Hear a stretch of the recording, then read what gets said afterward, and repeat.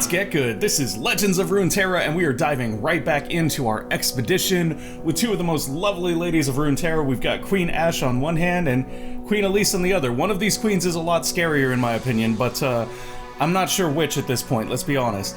So we have one win on our expedition. We're diving right back in. Hopefully we can get 2 games done today. I would really like that. I've been waiting all week for this, guys. I'm like ridiculously excited.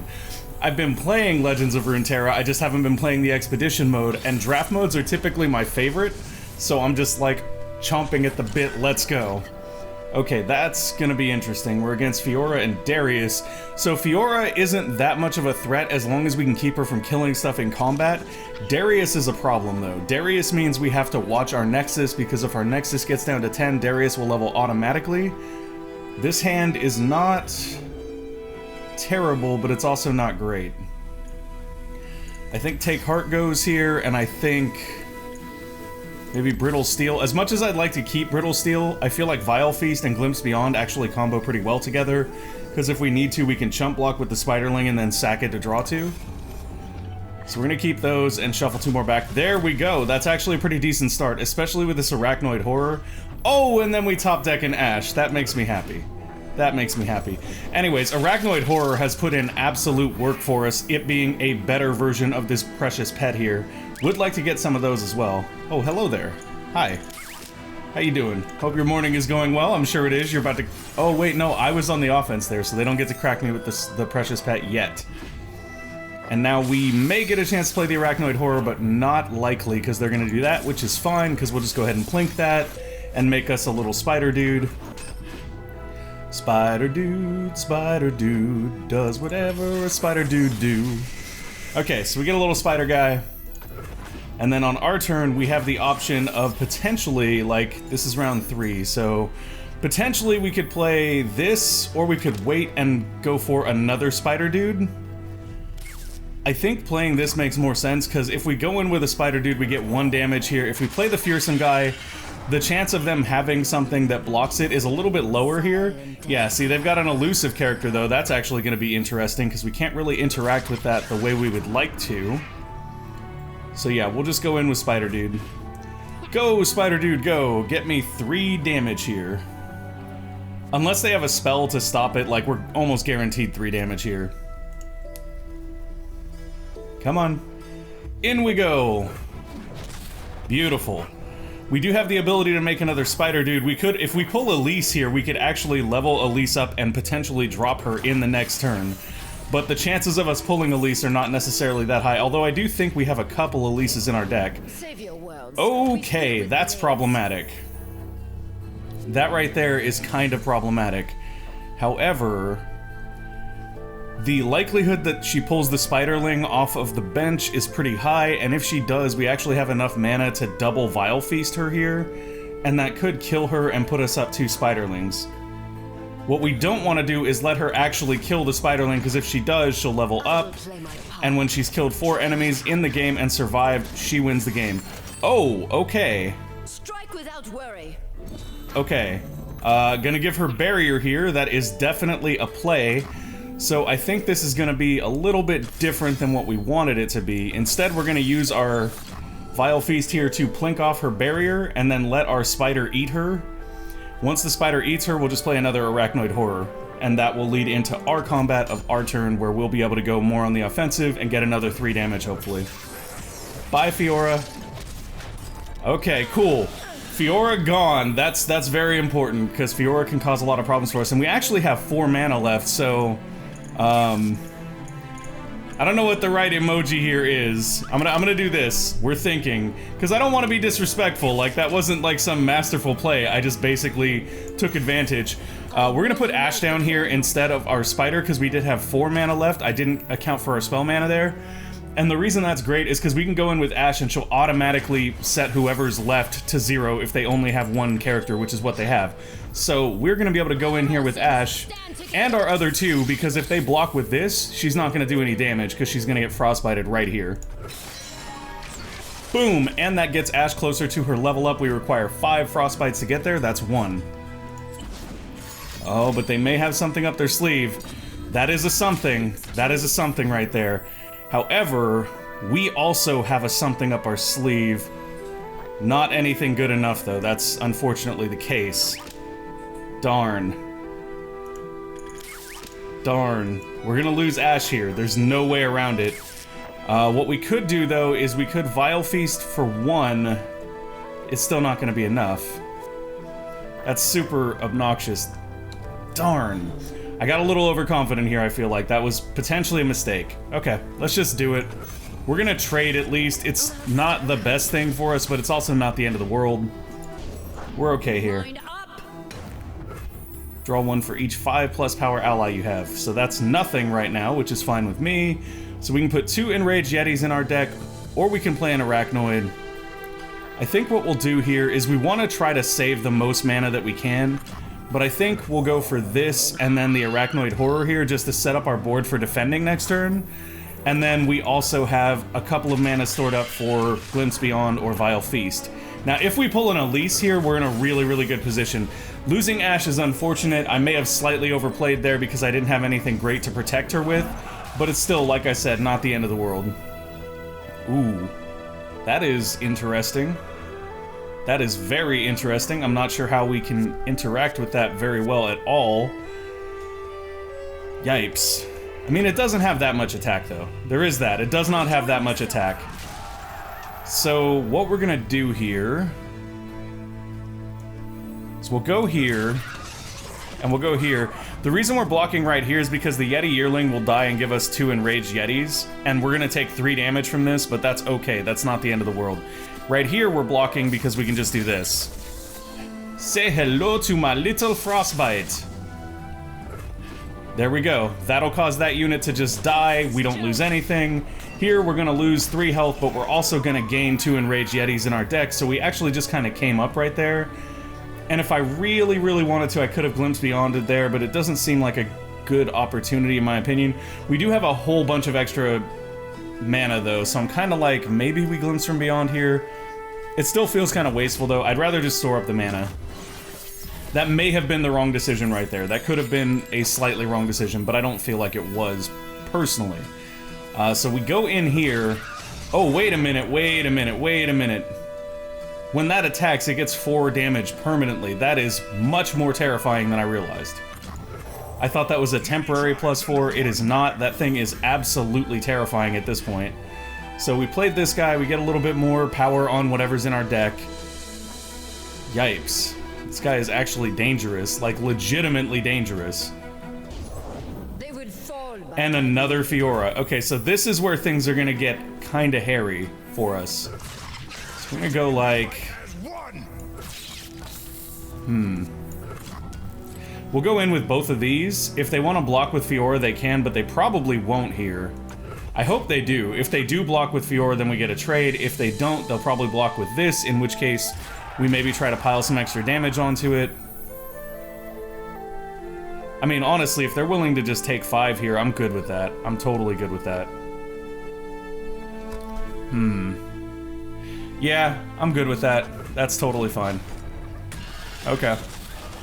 Got them down to 10. Fiora still has to kill 4 enemies for him to win the game against us, so we're okay. Or them to win the game. I don't know that that is for sure a him. Blocking, or ending our turn here. We're storing up 3 mana. We have 2 loose. We could have used that 2 loose to draw here. I just don't know if it's necessarily warranted. Hello, that's useful. I never hold back. Okay, so that's what we were expecting right there. We do have some fun things we can do here with that. Let's go with Withering Wail. And we'll also put this guy right here. And then what else do we want to do? So if we use Glimpse Beyond here, we can sacrifice this and Fiora won't actually get the kill, which slows her down. Or we could let it do the 1 damage, let this go off and do 1 damage, and then hope to finish her with a Vile Feast. But if she survives, that's problematic. So I'm not entirely sure what we want to do here. I'm going to let this go off first, see if they play anything to counter it, like give her more health. If they don't, then that's a little bit different. We have some different decisions to make here. Okay, they didn't, so that's fine. So now we can go for the Vile Feast on her, and if that doesn't work, we can always Glimpse from Beyond or Entreat to look for a champion. I mean, even if it does work, we can still do those things, so not necessarily a terrible outcome for us. There we go, Fiora's gone. Alright. I can live with that. If we use Entreat here to draw a champion, we can go for Elise and potentially get her to level 2 really quickly here. Discard a spell to grant me health equal to its cost. Okay, that's not super great for you, but good job. I'm gonna go ahead and go for that to pull Elise out of the deck, and then we'll put her down. I know what lurks in the If we draw another spider next turn, we're basically on point to turn Elise to level 2 almost instantly. If we go in with her, she still turns level 2. The problem is if we go in with her, she dies, because right now her fearsome doesn't do a whole lot. Oof. This is, not an ideal scenario for us. Let's go for Glimpse from Beyond and see what we can draw here. Or Glimpse Beyond. I always say Glimpse from Beyond, but it's just Glimpse Beyond. Come on, give me a good draw. What we draw here is going to decide where we go in this game. Arachnoid Horror, that's a good pickup. So is that, actually. Both of those are great pickups. We got a Yusari here, so they're going to be able to pull Elise off the bench if we don't do something about him. They've got 2 challengers, though, so right now we're actually in kind of a bad position, mainly because of what those challengers can do to us. However, we're also in a decent position because we will get to level up Elise here. We just won't be able to use her ability to pull anything off the bench before they can get at her. That being said, if we manage to pull some kind of board sweep or something that can help protect her, that will make a big, big difference here. And I can't exactly... It's been a week, so I can't remember what exactly is in our deck at this point. This is tough. No matter what we do here, they're probably going to kill Elise. However, if we level her up and there's another Elise in the deck, we could still end up with an Elise on our next attack, which is the important thing. Also, killing that is very, very important. Alright, we have 3 spiders. Elise is going to level up. Oh, and that's perfect for us. That is absolutely perfect for where we need to be. That'll do it. That'll do it. We can protect Elise with this. Hello, nurse. Welcome in, Spider Queen Elise. So we can use Harsh Winds here to protect Elise while also making this guy do nothing. Very, very strong. Very, very strong. We can also play Babbling Bjerg, which is good here because we'll get to draw a nice hefty unit. Cool. I can live with that. When I'm summoned, revive the strongest allied champion. Okay, so in this case, the strongest allied champion might actually be Ashe. And we have just enough mana left to do Harsh Winds and Brittle Steel if we need to. Okay, we figured that was coming. You can't outrun justice. Works for me. Fine with that one. Ooh, everything got boosted. 1 more damage, huh? That's tough. That's really, really tough. But this is tougher.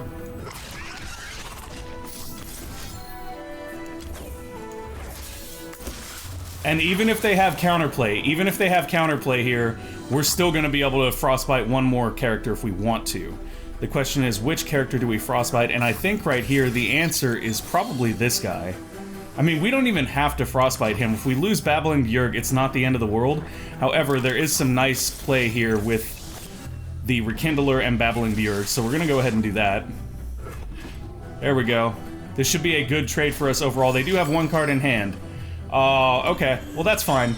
That's actually fine. I'm not worried about that. That's a fair trade. We lose something unimportant. He should have played that on this character, to be honest, although it wouldn't have given it enough damage. That's true. So I guess not.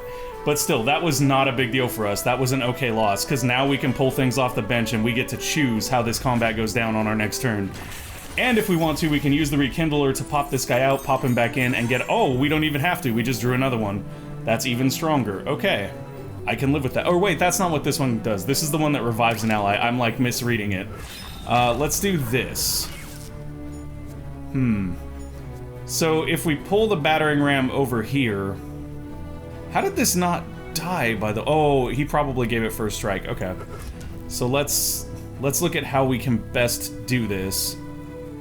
I think we may actually just play the Rekindler here and get back Ashe. Return to us. Come on, give me Ashe. Oh, and it's level 2 Ashe because we frostbited the entire board. Oh, but they get Darius, but it's our attack, so Darius's Overwhelm doesn't matter here. Darius's Overwhelm is irrelevant right here. Which is very, very good for us. Frostbite the strongest enemy. Enemies with 0 power cannot block. That's actually really unfortunate for us here. However, we can do something like this, where We force Darius right here. We use the Spiderling here to force the Battlecaster, I feel like, is the best choice here. We may even be willing to, like, sacrifice Elise to get this, but I'm not sure that's the best move. We have 4 mana left, so we can play Babbling Bjorg if we want to. And then for Elise, we could probably pull this character off the bench. Or actually, and this is the best thing, I don't know why I didn't think of this in the first place. So she'll Frostbite the strongest enemy, which is this guy, and then Elise will force them to block. Yeah, beautiful. Even though they can't block, Elise can still force them to block with Challenger, so this is a very good trade for us. And the best part is, since this guy dies and no one else is gonna have 10 next turn, if Ashe goes in... Oh, that's only when she attacks, though. We may not be considered attacking on their turn. Whatever the case, we basically just have to survive the next turn and we win. Well, hello there. I mean, we can make 2 more Spiderlings. If they do kill stuff, we can make a couple more Spiderlings. Basically, they have to win this turn, and they're probably not going to. Frostbite an enemy, then Frostbite enemies with 3 or less health, draw 1 card. Yeah, they're going in right away, though, because they know that they kind of have to win here. So what we're going to do is we're going to go here. And we're probably going to go here. There's not really anything we can do past that. If he's able to put 3 more damage on Darius, we're kind of done here. There's not a lot we can do. Because these are slow spells, unfortunately. And Ashe wouldn't be considered attacking here, she would be considered blocking, so we wouldn't get her Frostbite here. Oh, come on. Come on, he's got it. That's really, really frustrating. Nothing we can do about that. Well played.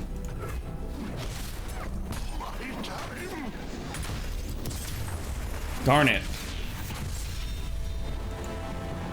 We did the best we could. You can't beat that top deck. He literally top decked into exactly the card that he needed to win there. I don't think that any mistakes were made in that game. I think that things were played right. It just did not go our way due to the draw. If he had not drawn a +3 attack for Darius, we would have been fine. We would have beaten him there, no problem. So that's just unfortunate. No way we're trading Withering Wail. That's way too good. Yeti Yearling from Mighty Poro is also kind of a bad trade in my opinion. Arachnoid Horror for Grasp of the Undying. That's a little bit better of a trade, and we do have a lot of Arachnoid Horrors. We have 4 of them. How many Grasp of the Undyings do we have? We have 1. This would give us another removal spell, which could be very, very useful. Like, that would have potentially killed Darius. I think we'll do that one. Okay, so we lost that one. It was ridiculously narrow. If we lose the next one, our trial will end, but we're not going to. We're going to win the next one. Gonna try to play a little bit faster here, though, because I'm looking over at the time and we've already kind of gone a little bit over our halfway point. Okay, so this is an interesting game because Zed is a really strong early game champion, but Karma doesn't come online until we hit 10 mana, which most games don't necessarily get that far. So unless they have some mana ramp here with the Weird Stones, which they can't because they're not Freljord, we should actually be okay to kind of get in and finish them as long as we do it early. So Avarosant Sentry here is a nice starting card. Alpha Wildclaw can go, Grasp of the Undying can go. We can also get rid of Take Heart. I don't feel like any of those are cards we need early game. Oh, that's way better. Wow. Wow, top deck magic in action right there. Oh, come on, game. You just love me, don't you? The game just loves me, guys. I can't say anything but that. We're gonna get in with our little spider guy. Oh, they went first, though, so we're not gonna get in with our little spider guy like I'd hoped. We're absolutely not playing Elise here until we can windmill slam all of our spiders, which is not gonna happen. Do we then? Do we play Elise and go in? We do put Elise at risk if we do that. There's a very good chance that they will kill Elise if we put her down. So maybe we go for this guy instead and just try to get in for our maximum damage? Yeah, let's do that. Then we're playing on curve. Next turn we can put down Hapless Aristocrat and Vile Feast. And potentially we could play into Elise at the end of the turn. That's another great option. Ooh. We'll see. We'll see what we can get from this. We may play Elise the turn after that, because there is a possibility here to set up a turn where Elise just comes down and levels up right away. And that's the best possible deal for us. What did they just play? Ooh, allies in hand get +1/+0. That's problematic because it means that Elise's Fearsome might not trigger as frequently as we'd like it to, making her unblockable. But that's okay, because if we can flip her to level 2, then we can make her unblockable in other ways. Ooh, that's a nice pull right here. We're getting very, very solid pulls. See, that character can block Elise now, which is somewhat problematic, but not the end of the world. Let's go ahead and go for the hapless aristocrat here. That egg, did it move? I love the voice lines in this game. That egg, did it move? He's so terrified. You know what? Yeah, that's fine. That's fine. Get on in there for your 3 damage. You go, girl. You do the thing. So now we could potentially play Vile Feast, but I think we'll save our mana here. Yeah, let's save our mana. We've got better options. With Elise and Vile Feast, we've got much, much better options here.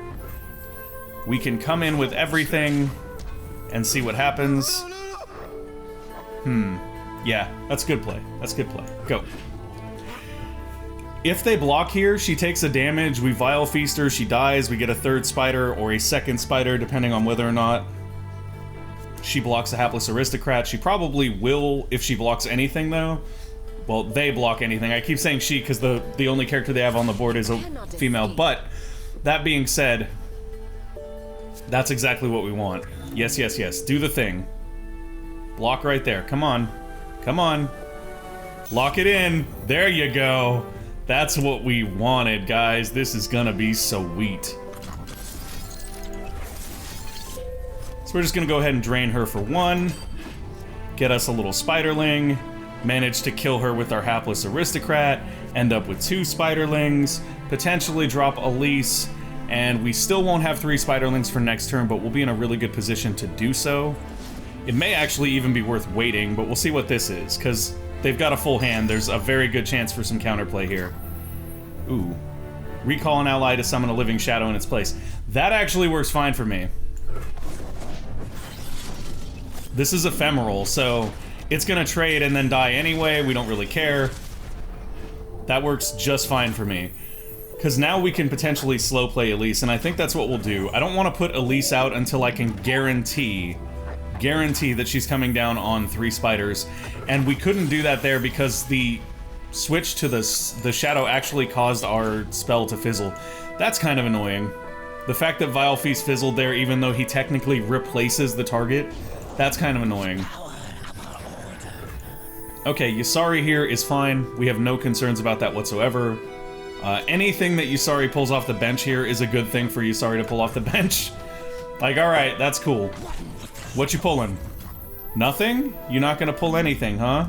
Oh, he's elusive though, so we can't block him. Okay. Not gonna waste a frostbite here, or a harsh winds here, because it lets us frostbite 2 and he's just 1 guy. 4 damage there, very nice little pickup for them.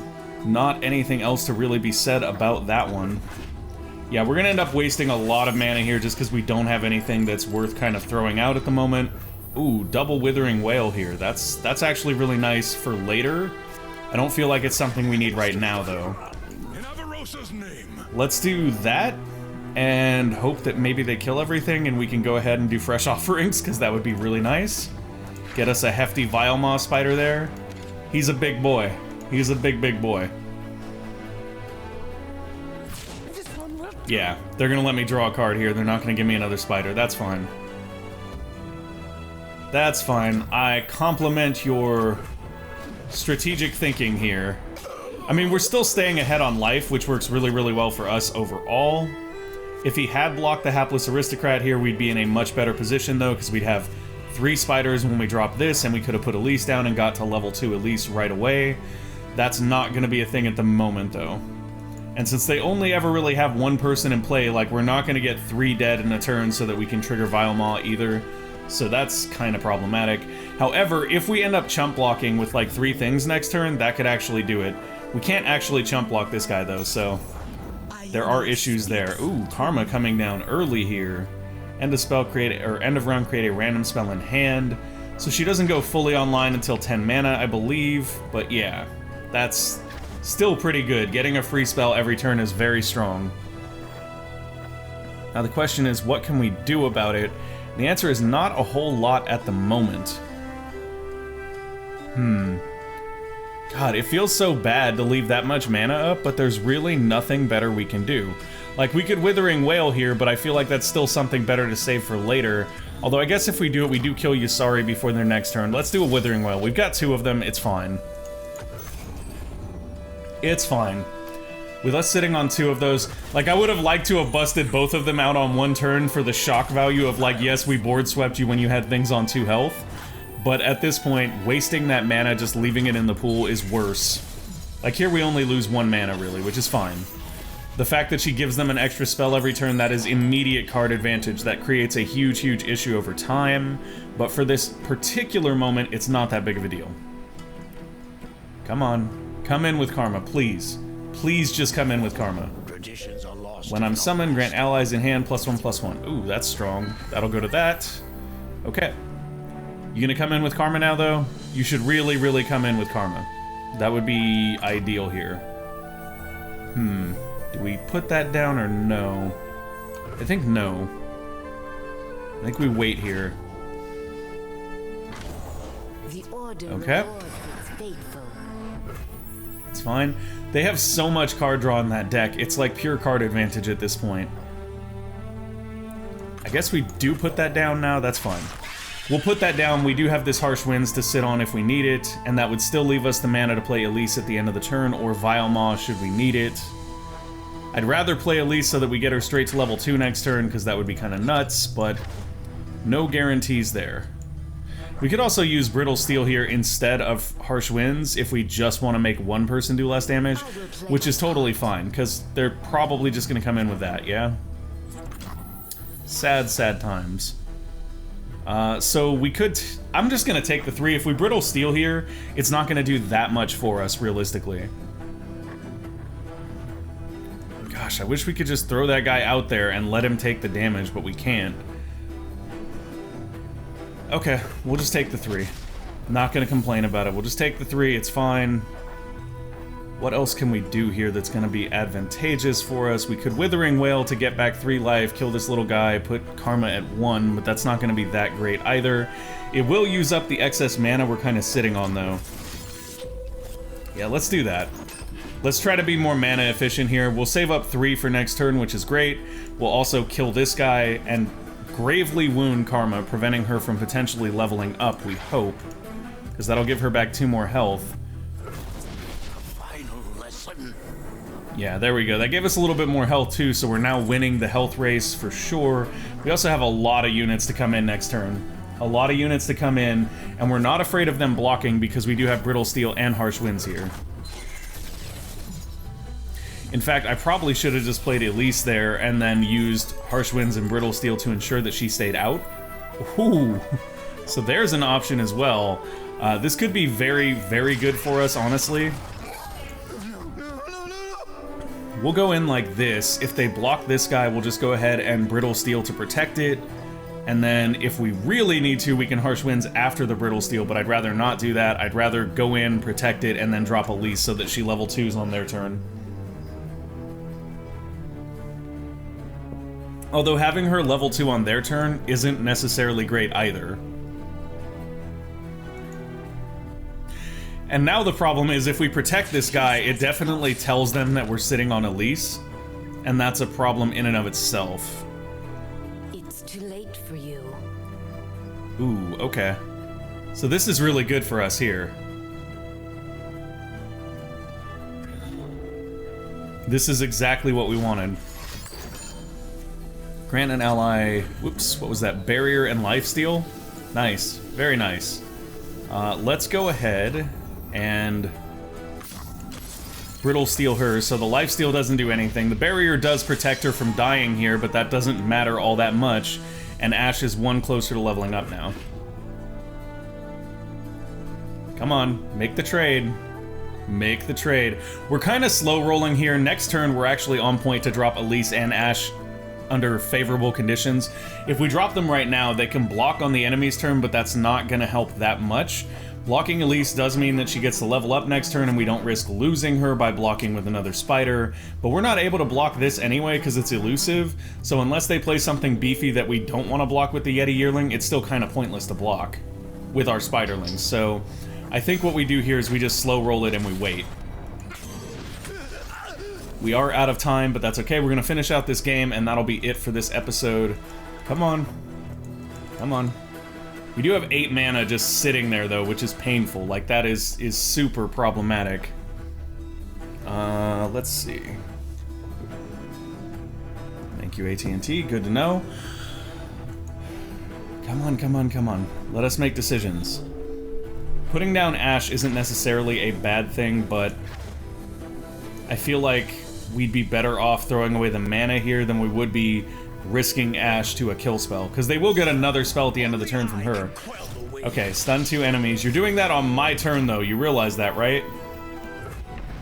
I don't know if you realize how ineffective that is. They are potentially just setting this up for next turn, so they have a 6 attack character to go in. Once again, that's totally fine. We have Harsh Winds here so that we can kill something, and then we drop Elise and Ashe at the end of the turn, and we just kind of win. Okay, Karma gives them a spell, nothing to be done about that. Ooh, we gotta kill Karma this turn if we can. It doesn't look like that's gonna be an option, to be honest, though. We kinda need to save 6 mana here, which is fine. We can do that easily enough. But Karma is definitely gonna make it to level up, and that is problematic in and of itself. An open heart teaches more than Okay, so we can blank 2 of these characters. That may not be enough. If we Babbling Bjerg here, we're only going to have 5 mana left, which means that we won't have enough to play Ashe and Elise. So I think we just wait. Yeah, there's not really a whole lot we can do other than wait here. Which is fine. The best thing for us would be if they attack with everything. If they attack with everything, we can get some pretty favorable exchanges here. What we don't want to do, though, is risk our spiders here. Oh, perfect. Perfect, perfect, perfect. Thank you. Thank you, thank you, thank you. So, what we're gonna do here... We know they have spells. They always have spells because of Karma. But there's nothing we can do about guessing which spells they have because they're randomly generated from her, I believe. Yeah, so there's really nothing to be done there. We don't know what they're holding. They could be holding useful stuff. They could be holding useless stuff. Oh, that's good. That'll definitely protect her. Is that just for the round? It is just for the round, though. Which is interesting, because I think that means if she takes a damage and then that buff falls off, she'll still die. I believe. I can't say that for sure, though.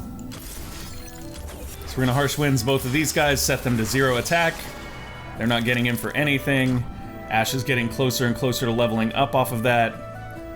And now they should get in for 3 total damage. We should put a damage on Karma, which may end up killing her at the end of the turn.